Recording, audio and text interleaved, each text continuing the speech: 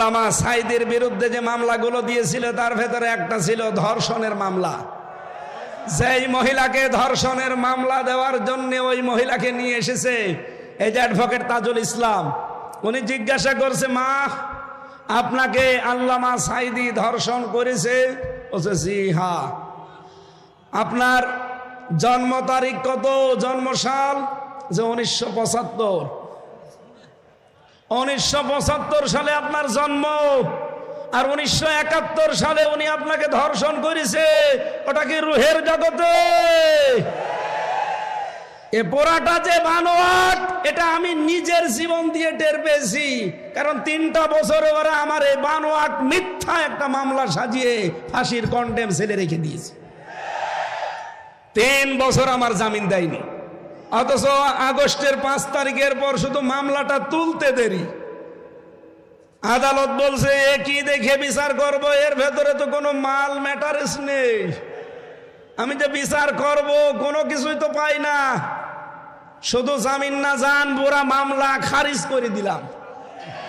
3টা বছরই আমি প্রায় অসুস্থ ছিলাম।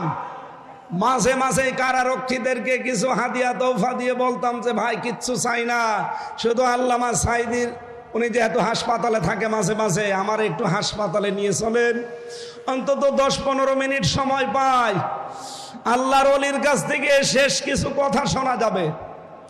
উনি আমার শেষের দিকে 10টা মিনিট উপদেশ দিয়েছিলেন, হামজা আমার হয়তো জীবনে বের হওয়া যাবে কিনা জানি না, তবে যদি বাইরে যেতে পারো, আমার 2টা কথা বেশ ভালো মনে আছে, চট্টগ্রাম আর খুলনা, এই 2টা জায়গার নাম তিনি বলেছিলেন যে এই 2 জায়গায় যদি যেতে পারো, বাংলার জনগণকে এই 2 জায়গায় জানাবে কোনদিন আমি কোরআনের কথা বলতে পিছপা হইনি, তোমারও নির্দেশ দিলাম কোনদিন পিছপা হবা না। এটা আমার মাথায় হাত দিয়েছিল, আমার মনে হচ্ছে এখন ওনার হাত আমার মাথায় লেগে আছে। আমি ওনার ওই কথাটা যেন মরণের আগ পর্যন্ত মেনে চলতে পারি, আল্লাহ তৌফিক দেন, বলেন আমিন। বিশ্বনন্দিত মুফাসসির কোরআন আল্লামা দেলাওয়ার হোসাইন সাঈদী রহমতুল্লাহ আলাইহি, আল্লাহ রাব্বুল আলামিন তার গোলামের সারা জীবনের একটা দোয়া, আল্লাহুম্মা ইন্নী আসআলুকা শাহাদাতান ফি সাবিলিক। হে আল্লাহ, তুমি আমাকে সাধারণভাবে মরণ দিও না, শাহাদাতের মরণ দিও। আমি জেলখানায় যতবার সাক্ষাৎ পেয়েছিলাম, যে কয়বার তার কাছে যেতে পেরেছিলাম,